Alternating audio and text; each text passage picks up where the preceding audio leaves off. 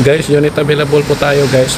Meron tayong unit dito na van type D64W. Spec pala ng unit guys is 4x4, big eye, 3 speed, turbo timer. So nakamags na po siya. Yung rim niya 13. So napakaganda nito guys, at meron na din siyang roof rack, naka-tint.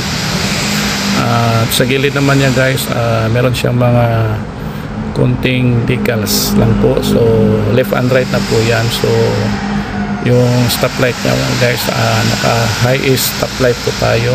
Meron na din siyang spoiler, so naka-tint na din. So yun po yung unit natin na available, na dito lang po yun sa Roscoe, Cabanatuan, Nueva Ecija. So guys, tingnan naman natin yung loob niya guys. So ito po yung loob niya guys, naka power window, power side mirror, naka Android stereo with reverse camera, naka dashcam na din. So yan po yung loob ng unit niya guys. So naka VIP seat na din siya, at saka VIP ceiling. So yan po ang unit siya, napakaganda yan guys.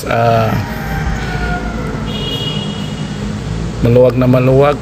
Meron din siyang storage guys, no? Storage box. So yan po yung storage box. So pwede din sakyan dyan kung meron ka mga bata. So kasyang kasya dyan 4, 2 sa unahan at sa gitna 3.